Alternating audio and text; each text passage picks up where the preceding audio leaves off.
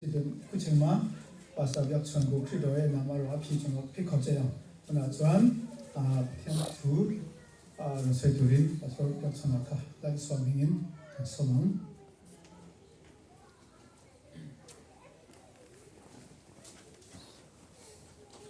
Hello, Mingalaba.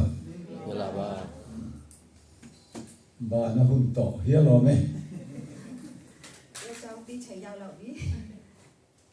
Mà sẽ call trong hiền thiếu sợi har san mấy thầy. Tối té trong trai tụi nó ngày thật tối lâu đéo lên trong trai chứ na.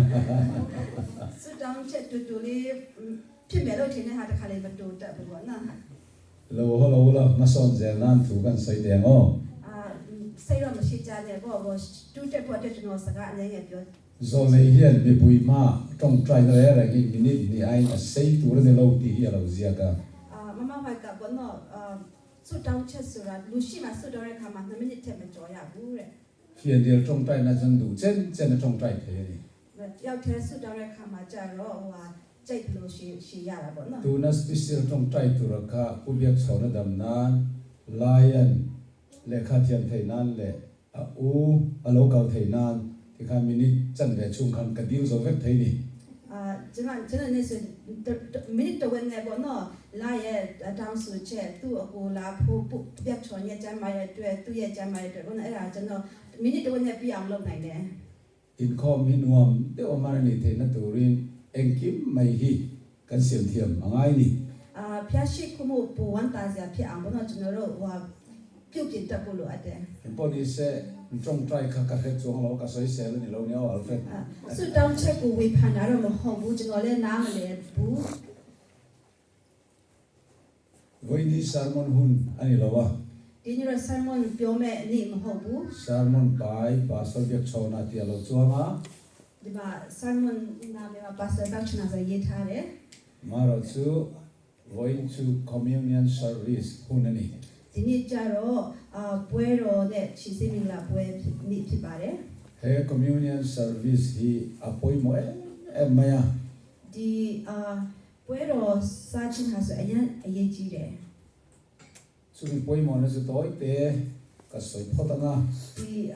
anh ấy chỉ đấy cha rồi thì anh ấy nghe tụ cầu lên này biểu biểu qua chứ nè. Christian Protestant te po hian helal pa zan ria ten tia communion service ti te an mang ve thowa. Christian đi Protestant đi bọn nó đi communion service rồi là tông chín tông khẽ bà đấy, chín tông cha bà đấy. Amai ro chu kan man dan ai nang lo ni. Đám mày chân mà chín tông cha đấy bông một chú cha bú. Thì ni chu na li su thu chang thap le Bible zirti nang thap in a om sidik tak kan in zirti ra. Cho nó rồi cả rồi, từ khi siêu cả hoa cha đấy ở đây cha ra tuần tin, cha đấy ở đây cho nó rồi địa chỉ của tông biểu cha là thế đấy. Isuan khovela ronga bol zo don tre pa khanin azan nu nung bera. Từ khi siêu ye tụ ấp mù rồi, pi rồi mẹ chén tụi nấu sống nhà má. Azirtir te kha a ko kho ma san ri nu nung kil pui adu ni. Tụi ye tập bê rồi phú tụi khó thà bê rồi su si bê rồi tụi rồi tên nhà ni sa chín thế đấy. Ma lo ba khan athi to mai do na. Mà cha khi đó ở tại sông sông đó rồi mà thế đấy. Tin thi na ne na thau le nga va na ala lon le don ti te khelo ka. Tụi này tụi ở tại tại trên khăn đó bê rồi tụi bên này tham nhậu về sửa lại tụi tị thà đấy. Ti chuan zan re nu nung ai tu ra an som khom khan. Nhà ni sa bút tụi su si về chạy má. An dil ru kha khevek mai ni. Tụi đuôi thế mà bà xin lại sửa cùng lông tị thà đấy. Kan nal pa hi lo thi ta se. Cho nó rồi xây tông sông đó để chạy má. Aom to lo nuwa chuan tu nge lal berang ke mai kan yan em ti khan ai tu ni. Tụi mà xí rồi chạy má bên đó cả u sòng đó bên đó cả tụi xí giống thì mà lẹ tụi cha đấy mà sinh ra đi cha đấy bọn nó. Lal ber chap na. Lần bề Chung nun chap na. Thét sông lù thít chín cha đấy. Thu nei tu ni chap na. Bề ana xí rồi lù thít chín cha đấy. Midang ai chung nung zok ni chap na. Tụi mình thét mà ni chín đấy xây chín cha đấy. Ro pui du na. Bố nó ကြီးတဲ့လူဖြစ်ချင်ကြတယ် ခါရီလူခါနလောက်ခတ်တတ်တယ်ရှာ အဲ့လိုမျိုးစိတ်နဲ့သူတို့အစိတ်အဲ့လိုမျိုးအတွေးနဲ့သူတို့စိတ်ကပြည့်စုံနေတယ်ပြည့်ဝနေတယ်ဆိုတာ lesson zirlai khape adwa သူတို့ကိုအဲ့ဒီခန်းစာပေးချင်တဲ့ညမှာ zuda te da chuanin an chia lo ten an ke an sil thin ယူဒီယာလူတွေရဲ့ထုံးစံမှာဆိုရင်သူရဲ့အစိတ်ခံတွေကစစ်ချစ်ပေးချီတော့ကိုစေပေးတယ် an po office bang alo ho kan a chia lo kan a ke alo sil tur ni တခင်ရုံးကနေပြန်လာတဲ့ခါမှာအစိတ်ခံကသူ့ချီတော့ကိုစေပေးရမှာဖြစ်တယ် a se la hi chuan tu nge ka ke silang ti ai nai to lai khan ဒီညမှာတော့ကျွန်တော်ချီတော့ကိုဘယ်လိုစေပေးမလဲဆိုတာကိုသူတို့စဉ်းစားနေတယ် tu man hami ke ka silang ti tu na reng reng ru ron nei lo wa ဘယ်သူကမှကျွန်တော်ကစေပေးမယ်ဆိုတဲ့စိတ်မျိုးမရှိခဲ့ဘူး an lo an master isu kha lo thowa khu pu na la an ke kha ron sila ron khu fai ta vek mai အဲ့ဒီချိန်မှာသူတို့တခင်ရှုကထသွားပြီးတော့ရေနဲ့ထားဝယူရဲသူတို့ချီတော့ကိုစေပေးဖြစ်ခဲ့တယ် an ril ru kha a khoi ta em em maya အဲ့ဒါကသူတို့နှလုံးသားကိုအရန်ထိတွေ့ခဲ့တယ် an how to pa berin chia lo na ron thokan an mu khan an tin nu tu ro ta ni သူတို့အကြီးဆုံးခေါင်းဆောင်ကအစိခံရဲ့အလုတ်ကိုလာလှုပ်ဆောင်သွားတယ်ဆိုတာတွေ့တဲ့ခါကျသူတို့နှလုံးသားကရည်ပျော်သွားတယ် isu krista sa khua adang lam en na chu in ngai tlom nahi an itlat mai ni တခင်ယေရှုရဲ့တုန်တင်ချက်ကဘာဖြစ်လို့ဘယ်လိုလို့အရန်ထူးခြားတယ်လဲတခြားဟာတဲ့ဘယ်လိုထူးခြားလဲဆိုတာကတော့ဘယ်လိုထူးခြားလဲဆိုတာကတော့အသိချခြင်းနဲ့ဒီထွင်လို့ဖြစ်တယ် petera ke ron sirdona petera chuan azak lu tu ka lo phal lo ni ပီတီရဲ့ခြေတော့ဆေးဖို့အချိန်ရောက်လာတဲ့ခါကျရင်ပီတီယုကအရန်ရှက်ပြီးခွင့်မပြုခဲ့ဘူး lalpa nang em chuan ka ke isilang mo isil lo to pang adi တခင်ကကျွန်တော်ခြေတော့ကိုဆေးရမှာလားအဲ့ဒါမဖြစ်နိုင်ဘူးတဲ့ ma se isuan ka sil lo che chuan van ra ma chan ni nei lon lei lem ကျွန်တော်ကမဆေးပေးဘူးဆိုရင်တခင်ဆိုပြန်ပြောတာကျွန်တော်ကမဆေးပေးလို့ဆိုရင်ကောင်းကင်နိုင်မှာတဲ့အတွက်ရစရာမရမဲ့ဟာမရှိဘူးပေါ့နော် ke sil rong bol na hian pon lam chin chen na mai a kok lo wa ချီစေမင်္ဂလာကအပင်ပန်းတရံကိုမပေါ်ပြဘူး van ram khen thei na hial po lo kok thei ni chu ကောင်းကင်နဲ့ရောက်တဲ့အခြေအနေထိပုံပြပေးတာဖြစ်တယ် chuan petera chuan ani chuan lalpa ka ke chap ne lovin ka pumin min sil ro an dile ta တကယ်ပြရဘလို့ပြောလဲဆိုတော့ဒါဆိုရင်ကျွန်တော်ခြေထောက်ကိုပဲမစေနဲ့ကျွန်တော်ခန္ဓာကိုယ်တစ်ခုလုံးကိုစေကြောပေးပါတဲ့ ma se isu chuan in bual to chu an faya an ke ti lo chu ma ti ta ni ဒါမဲ့တကယ်ချက်လို့ပြန်ဖြေလဲဆိုတော့ရေချိုးပြီးသားတဲ့လူကတကူလုံးစေးကြမလို့တော့ဘူးခြေထောက်သားစေးဖို့လိုတာဖြစ်တယ်တဲ့ isu krista ring ha baptisma kan chang sual kan lo si mian တခင်ယေရှုကိုယုံကြည်ပြီးကျွန်တော်တို့နှစ်ချင်းခံတဲ့အခါမှာ isu krista thisna bual fai ang kan lo ni ti na ni chu တခင်ယေရှုရဲ့သွေးကကျွန်တော်ကိုစီကြောသွားခဲ့တာဖြစ်တယ် ma se kan ni tin nu na ian kong diklawat kan lo kal le theya ဒါပေမဲ့ကျွန်တော်တို့နေ့စဉ်နေ့တဲ့အသက်တာမှာလမ်းမှားတွေပြန်သွားတတ်တယ် sual kong te pho kan lo dai le theya အပြစ်တွေပြန်လုပ်တတ်တယ် khata khan baptisma chan non kher ngai to lovin အဲ့ဒီချိန်မှာနှစ်ချင်းပြန်ခံကြတော့မလို့တော့ဘူး kan sual kan sim le ni ti lan ti nan ke sil rong bol na hu ni lal pan bo sai ta ni အပြစ်ကိုဝန်ခံတဲ့အကြောင်းအပြစ်ကနေပြန်လဲအပြစ်ကိုထားခဲ့မဲ့အကြောင်းကိုပြချင်းအဖြစ်ကျွန်တော်တို့ခြေပြန်စေးရတာဖြစ်တယ် ati ma lo khan zona bung so pasri hen la li su an trong traya သူအသက်မဆုံးခင်လေးမှာတခင်ရှုကယောဟန်7 bung so pasri အခန်းကြီး7မှာတခင်ရှုရဲ့ဆုတောင်းချက်ကိုကျွန်တော်တို့တွေ့ရှိရပါတယ် kapa he ngau te hi mingin humro pum khat ani te nan one ani te na du ring te တကယ်ဆိုဒီကျွန်တော်လူတွေကိုဘာလဲတိတ်ထားပြီးပါဘောနော်သူတို့လုံးတော်ဖြစ်နိုင်ဖို့သူတို့ကိုကူညီပေးပါလို့ in pum khat na om thei na chu in ngai tlom na tang sawi na om thei ti kar ya လုံးတော်ဒီဖြစ်နိုင်ဖို့ဆိုတာစိတ်နှိတ်ချချင်းရှိမှသာရရှိနိုင်တာဖြစ်တယ် chu wang chuan communion service kan ti food washing ke sil rong bol te ati pui ta ni အဲ့ဒါကြောင့်သခင်ယေရှုကဒီ community service ရတဲ့ချစ်စီချင်းမင်္ဂလာကိုသူတို့နဲ့အတူကျင့်ခဲ့တာဖြစ်တယ် in pum khan na tel lo chuan chhum kwa tlem te poi anuam lowa စီလုံးချင်းမရှိဘူးဆိုရင်မိသားစုထဲမှာလည်းပျော်ရွှင်မှုမရှိနိုင်ဘူး nu pa ni po anuam chuang lo နေမရဖြစ်ချင်းလည်းပျော်စရာမရှိဘူး apasalina ma thu thu ti la ti anu pu ya ron ngai lo chuan lim naum chuang lowa ယောက်ျားကသူ့ဟာသူကြိုက်တဲ့အရာလုပ်ပြီးမိန်းမနဲ့တခါမဆွေးနွေးဘူးဆိုရင်လည်းပျော်စရာမရှိဘူး sutiang bokin ma ni thu thu nu pu ti la ti apasal ron na chang a hel lo chuan lim naum chuang lowa အဲ့တိုင်းပဲအမျိုးသမီးကယောက်ျားနဲ့ဘာမှမဆွေးနွေးပဲသူ့ဟာသူနေလှုပ်ရှုပ်လို့တယ်ဆိုရင်လည်းပျော်စရာမရှိဘူး ei ko han po hi in lo pum khat thei tu chuan ဒီဘုရားကျောင်းလည်းပဲဒီအသင်းတော်လည်းပဲစီလုံးချင်းရှိနိုင်ဖို့ရန် in biak ron thin na ngai ni အများအားစီလုံးဘယ်လဲဆွေးနွေးတက်ကြရမယ်ပေါ့နော်တိုင်းပြည်ဆွေးနွေးတက်ကြရမယ် mi pakhat thu thu te nilavin တယောက်ရဲ့အာဘောနဲ့တာမတော်ပဲနဲ့ ale digen okay mi pani khat in berona khami te thu thu po kal po nilavin နှစ်ယောက်ကပဲဆွေးနွေးတိုင်ပြီးသူတို့ရဲ့အတွင်းနဲ့တာသွားတာမျိုးလည်းမကောင်းဘူး in zava ya in ron plan zel khan in pum khan kha in maintain thei don ni အားလုံးကဘယ်လဲဆွေးနွေးတိုင်ပြီးအားလုံးအပါဝင်ဆွေးနွေးတိုင်ပြီးလို့ရှိရင်ဒီ sumi tu chuan in ngai tlom na kha amamo bera အဲ့ဟာအောင်မြင်နိုင်ဘူးရကျွန်တော်တို့စိတ်နှိတ်ချမှုကိုရရှိဖို့လိုအပ်တယ် in ngai tlom lo hroi tu leader te kan lo om chuan in ma ni thu thu thil ti tum na om thina စိတ်နှိတ်ချမှုမရှိတဲ့ခေါင်းဆောင်ရှိခဲ့ရင်သူတို့ကြိုက်တယ်လို့ခေါင်းဆောင်ချင်တဲ့စိတ်များပေါ်လာတတ်တယ် zirtir som le pani te po ka i suan kal sam ma ka in ngai tlom na nei lo chuan an in ren non lo tir hia da wang in ngai tlom nak a zirtir tu ani ဒီတပည့်တော်စနပါရလည်းပဲတကေရှုကသူမတော်ခင်မှာသူတို့မှာစိတ်နှိတ်ချမှုမရှိဘူးဆိုရင်သူတို့မရှိတဲ့ချိန်မှာသူတို့စီလုံးမှာမဟုတ်ဘူးဆိုတော့တကေရှုကတည်ထားတယ်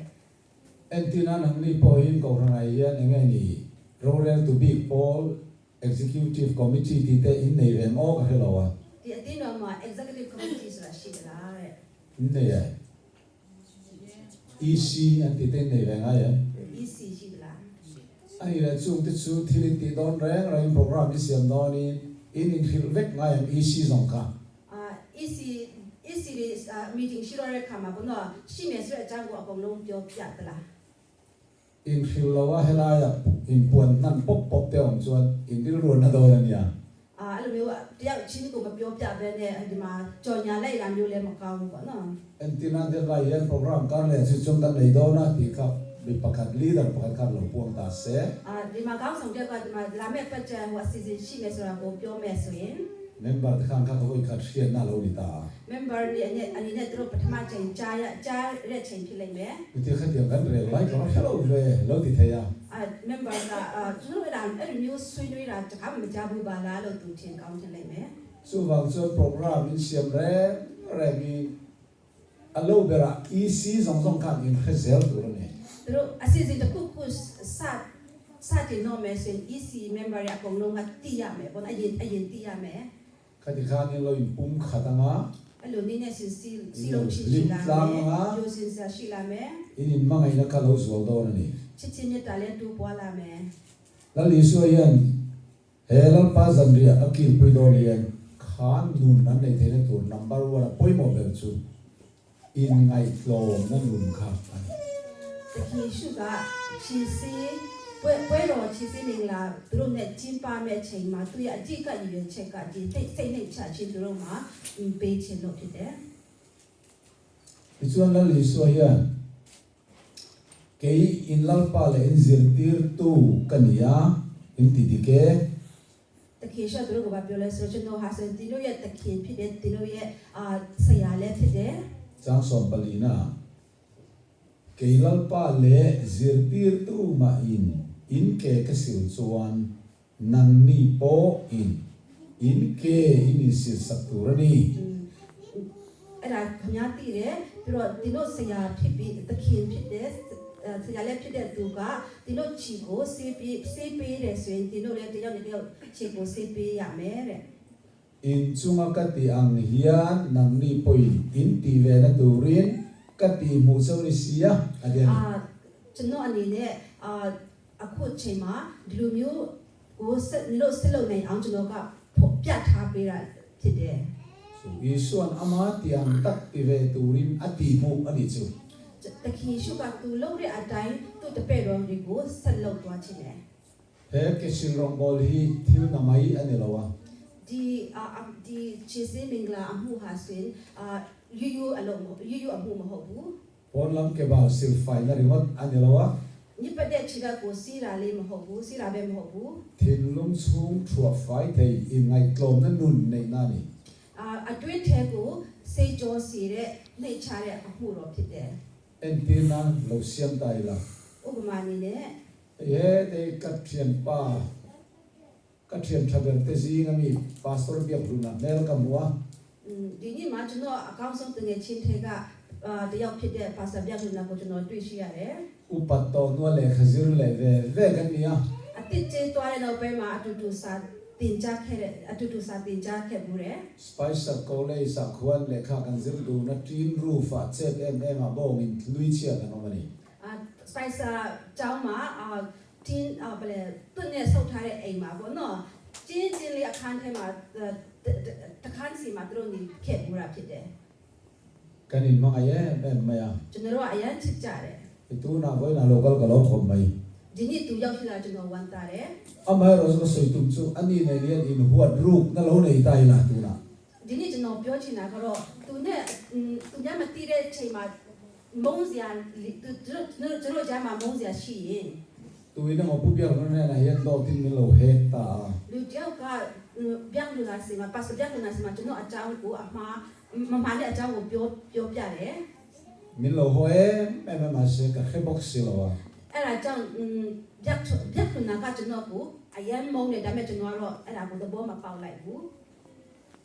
ka si rong bol ni a lo khen ta tu na ခြေစည်းတဲ့မှာသူ့အနေနဲ့ရောက်လာတယ် min ho de tu khan ke ma ka ke sil ka at sa kin ring em ကျွန်တော်ကအယမ်းမုန်းတဲ့လူကကျွန်တော်ခြေကိုဆေးချင်ပါမလား kan mi huat de te ne lian ke in sil sak te at sa kam le nem ကျွန်တော်တို့အယမ်းမုန်းတဲ့လူတယောက်နဲ့ခြေဆေးတယ်ဆိုတာကလှုပ်ချင်စရာမကောင်းဘူးပေါ့နော် ka soi tu min the dia mem ကျွန်တော်ပြောချင်တာကိုနားသဘောပေါက်ကြသလား okay a the diam cho thian tiang mai okay နားလေဘာလို့ခရက်တယ် voi na point tu na ke si rong bol na hun kan mang do na ဒီနေ့မှလည်းပဲကျွန်တော်ဆေးချင်းမင်းခြေဆေးမင်္ဂလာကိုကျွန်တော်တို့လှုပ်ဆောင်သွားမှာဖြစ်တယ် in nei zong de te ka chu in pan lo mai thei ni ကျွန်တော်တို့တိတ်နဲ့မကြိုက်တဲ့လူတဲ့လူဆိုတော့ခင်ဗျားတို့သွားမယ်မထင်ဘူး in huat rook bio ne na ke in sil ka in sak lo mai thei ni စိတ်ထဲမှာအယမ်းမုန်းတဲ့လူစီတော့သွားပြီးစေးချီတဲ့စိတ်တော့မရှိတော့ဘူးထင်တယ် na sela li suan he mi zana hian an zawai kha an ke asil sak ani chu ဒါပေမဲ့ဒီညမှာတော့တခင်ရှုကသူတို့ရဲ့ချီသူတို့အားလုံးရဲ့ချီကိုခြေတော့ကိုစေးကြောပေးခဲ့တယ် ani chu Australian Prime Minister ang reng mai kha ani lawa သူကတော့ Australian Prime Minister လိုမျိုးမဟုတ်ဘူး lele van lele tha rc universe siam tu ani ve mai ni အဲ့ဒီအထက်ကဒီဂျယ်ရီလာရီuniverse ကိုခံစင်ခဲ့တဲ့ဖျားဖြစ်တယ် zir tir te nen kham in level mai mai po ani ve lawa သူရဲ့တပည့်တော်တွေနဲ့တန်းတူညီတဲ့ပုံကူလည်းမဟုတ်ဘူး lima sela an man ni ai nuai zok sia lo na kha aron thok tu tla mai ni chu အဲ့လိုဖြစ်ပေမဲ့သူအနေနဲ့သူတို့ထက်နှိတ်ချတဲ့အစီခံရဲ့အလုပ်ကိုသူလု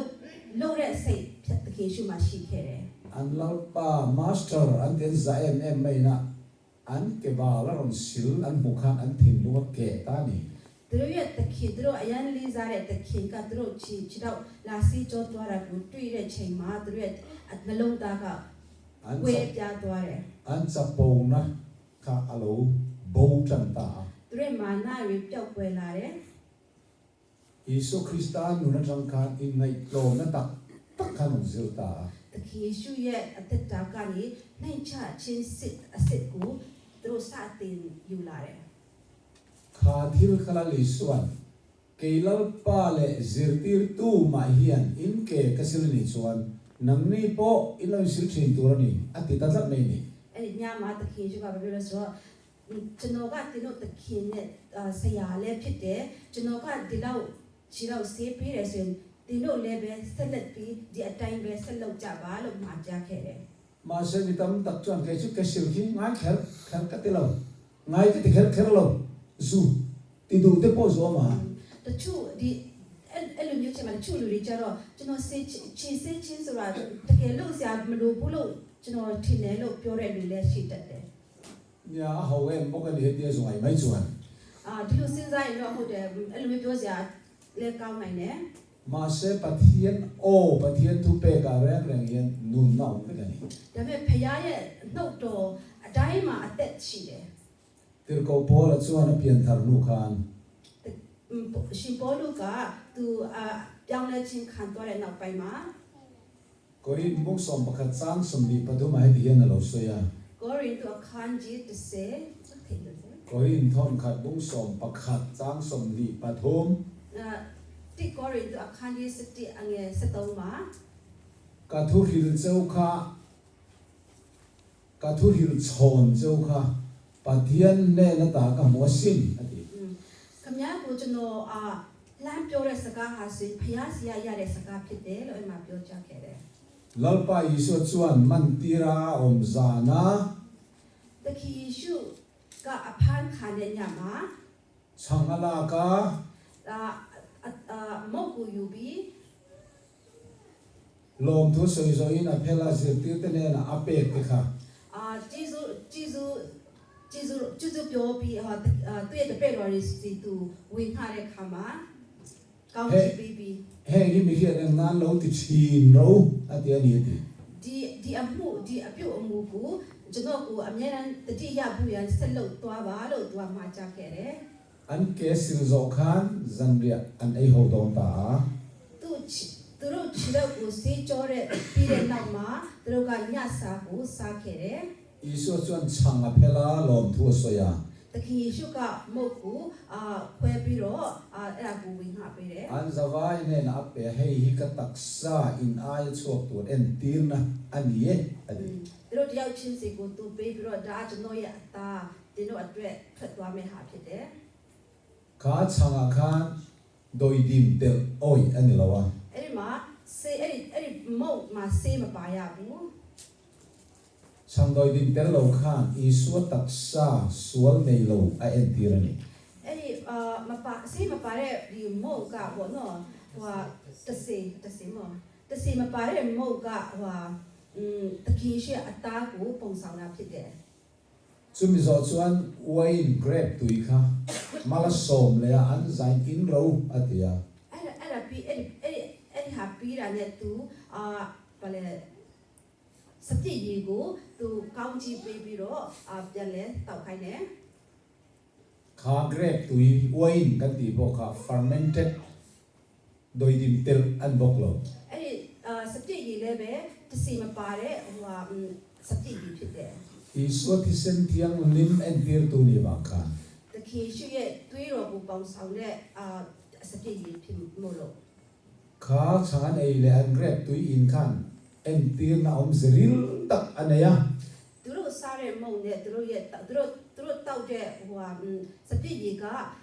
လေးနဲ့တဲ့အရာကိုပေါင်းဆောင်တာဖြစ်တယ် an taksa chatuan bo ral tur aya isu taksa chu hlan ani don ti en tira chang khan သူရဲ့ခန္ဓာကိုတတွန်တဲ့ခါထာဝရဆုံးရှုံးမဲ့အရာကိုတခင်ရှိတည်ချအဖြစ်အဲ့ဒါကိုလွတ်မြောက်မဲ့အကြောင်းတခင်အဲ့ဒါဟာကပုံဆောင်တာဖြစ်တယ် tin grape tui kha ni isu krista thisena tlan kan ni na tu la silfai kan ni na tu kha lo en tir boka စပြည့်ရေကပါပုံဆောင်လဲဆိုတခင်ရှိတွေးကကျွန်တော်တို့ကိုကဲနှုတ်မဲ့အကြောင်းကိုလည်းပုံဆောင်ခဲ့တယ် chuwang chuan ka taksa in eya ka thisen in lo chuan nun in nei don lo alo ti hial ani အဲ့ဒါကြောင့်တတိယဘာပြောလဲဆိုကျွန်တော်ရဲ့အသားနဲ့သွေးကိုစားပြီးတော့မတော့ဘူးဆိုရင်ကျွန်တော်တို့မှာအသက်မရှိဘူးလို့တခင်ရှော့ပြော Su su entir na ani. အဲ့ဒါကပုံစံချင်းဖြစ်တယ် Entir na khan atak. Aba ko mo. ပုံစံမှုကတကယ်အစစ်မှန်ကိုညွှန်ကြားတယ် Kha chang kha isu taksa tak taka ava chang ani lo. အဲ့ဒီမောကတခင်ရှေ့အသားတကယ်အသားကိုဖြစ်သွားတာမဟုတ်ဘူး Kha grep tui kha isu ti sen tak taka a chang ti na po ni lo. အဲ့ဒီစတိရေကလည်းပဲတခင်ရှေ့သွေးတကယ်ဖြစ်သွားတာလည်းမဟုတ်ဘူး Ma se entir na ani mai.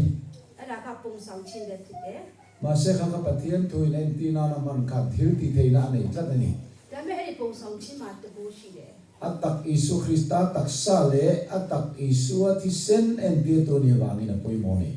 တကယ်အစစ်မှန်တခင်ရှေ့သားသွေးနဲ့သားကိုပုံစံတဲ့အရာဖြစ်တဲ့အတွက် Ti chuan tu na hian ke sil rong bol na kan an nei ve do na. ဒီနေ့မှာကျွန်တော်တို့ခြေစင်းတွေလာပွဲကိုကျင်း Kan ပ ti သွား dan ပါဖြစ်တယ် tlang pui chuan mei chian silanga mi pai mi pan silang. ပုံမှန်တိုင်းဆွေမင်းကလေးချင်းချင်းကိုခြေစီကြောရမယ်ယောက်ျားလေးချင်းချင်းကိုခြေစီကြောရမှာဖြစ်တယ် Man ni lo khan America ka sukal khan ti rong bol na ti kan na ya. မကြာခင်တော့ကျွန်တော်အမေရိကရောက်သွားတဲ့ခါမှာဒီခြေစီမင်္ဂလာကိုကျင်းပခဲ့တယ်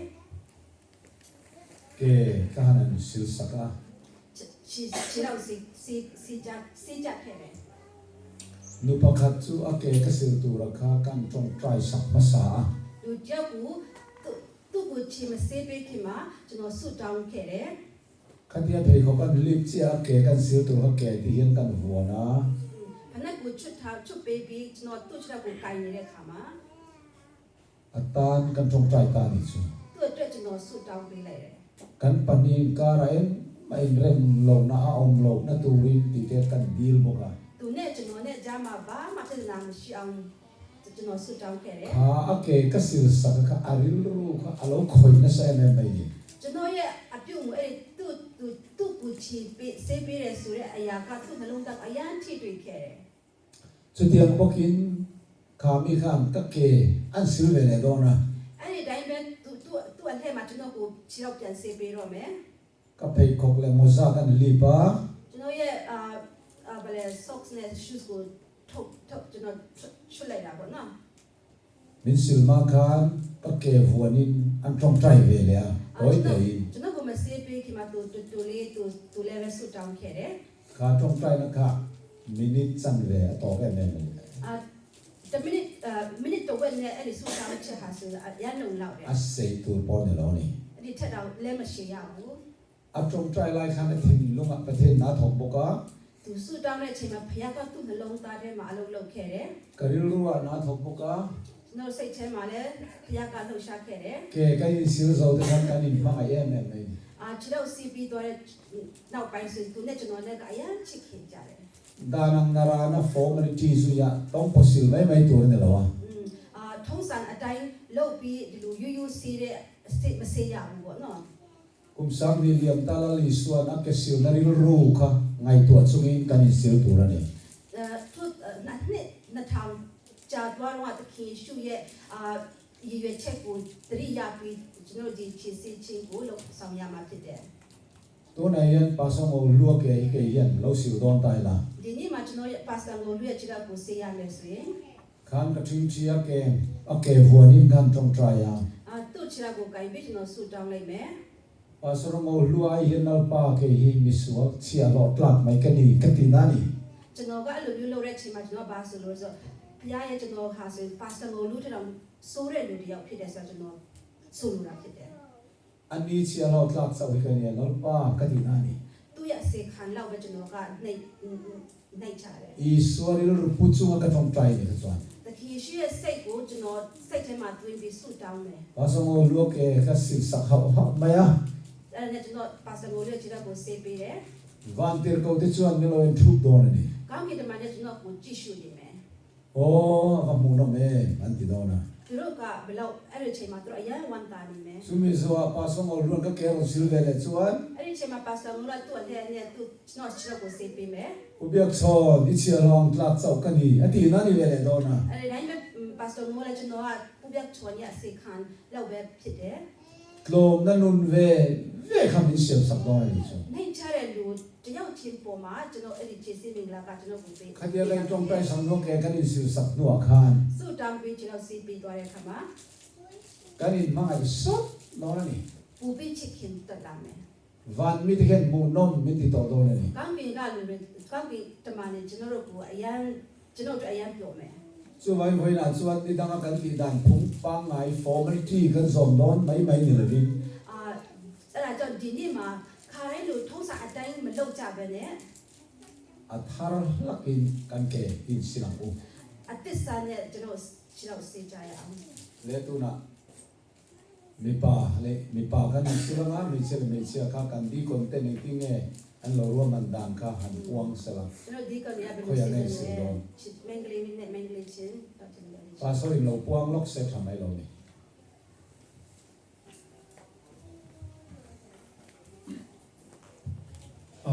ဟုတ်ပါတယ်ခါတိုင်းဆိုရင်ကျွန်တော်တို့မျိုးသမီးနဲ့မျိုးသားနဲ့စီနေကြလုပ်ကြတာပေါ့နော်အမှန်ဆိုတော့ဒီအဲ့ဒါမျိုးကျွန်တော်တို့ကြအမှန်ဆိုမလို့ခဲဖို့ဒီမှာပဲလုပ်ကြတာပေါ့နော်ထုံးဒီဆိုဆိုလည်းခုပါစပြောတာကဟိုမှာလည်းလိုပဲလုပ်ကြတယ်ဘာပဲဖြစ်ဘလိုပဲစစ်စစ်ပေါ့တတ်နိုင်ပေါ့အမျိုးသမီးနဲ့မျိုးသမီးနဲ့စီအမျိုးသားနဲ့မျိုးသားနဲ့စီနေတိတ်ပြတော့မှကြည့်လို့လည်းကောင်းတယ်ပြီးတော့ကျန်းစာနဲ့လည်းတအားစီပြောတယ်ဒါအားပဲဖြစ်ပေါ့နော်ကျန်းစာမှာမှာထားတဲ့အတိုင်းကျွန်တော်လုပ်ပြီးတော့တိတ်ကောင်းမှာပေါ့နော်ဒီခမ်းပြမှာပဲကျွန်တော်ချင်းစင်မင်လာပဲကျွန်တော်ရှင်းပါမယ်နော်တမန်ပဲလို့ချက်ကျေးဇူးတင်တယ် อาศิลเรามาซาเปียงค่ะก็ได้กันดูเลยนะ အော်ဆေးပြီးလို့ရှိရင်ဒီမှာပဲအားလုံးဝင်ကြမယ်နော်ဟုတ်ပြီ ส่วนนี้สักเมนกันกี่เท่าเลยมาละ ပြီးတော့ဒီဝယ်တော်မင်္ဂလာကိုကျွန်တော်တို့ဝယ်ရမယ်ဖြစ်ပါတယ် ดูนักกันช่วงอะไรงะอีพุ่นด้วยเลยเป็นการอินคองอะไรสู้หรอวะ ကျွန်တော်တို့ခုချိန်မှာထွက်ကြမယ်ဒါပေမဲ့ဒီမှာမဆူမြန်ပဲနဲ့ကျွန်တော်တို့ထွက်သွားကြရ เซ အော อร์วิสสูนกันชุ่มซ้ำเซลงะ လေးလေးလေးနဲ့ကျွန်တော်တို့ဆက်ပြီးတော့သွားကြရအောင်နော် โอ้คุณตะกินแกกันอิสิวตัวงะกันตรงกลางสักตัวงะ ဘယ်လိုခေါ်လဲလေးလေးနဲ့နဲ့ကျွန်တော်တို့ချစ်စိတ်မှလည်းချစ်ပါမယ်ပြီးတော့ဆူတောင်းကြရအောင်ပေါ့ ขาตรงใจนะครับโต้เตะกันดีก็ ကျွန်တော်ဆူတောင်းရမှာကတူတူလေးပဲပြောထားပြီနော် แล้วปัตตุนาผู้เบี้ยลุนนักแกก็สิวสักตัวนะ သူကဘုရားသခင်ဒီဆရာပြထွေရဲ့ခြေတော်ဆေးရမယ်ဖြစ်တဲ့အတွက် จั ကြော ง င့် หัวจองกับเราใส่ชวนเป็นไงแล้วมังเซ่ သူမကြက်တာပြောရဆိုတော့ခုလိုဖွင့်ရအတွက် กันมังไงต้นเทน่านี่ส่วนมึงกันนี้เลย တယောက်နဲ့တယောက်ချစ်ခင်ဖွင့်ရအတွက်ခရစ်တော်ရဲ့နာမတော်ဆူတောင်းပါဆိုတော့အဲ့လောက်ဆိုတော့တော်ပါပြီတဲ့ เอาเลยช่วงอะไร ခုချိန်မှာကျွန်တော် Dạ tất nhiên là xuống á, dạ tất nhiên là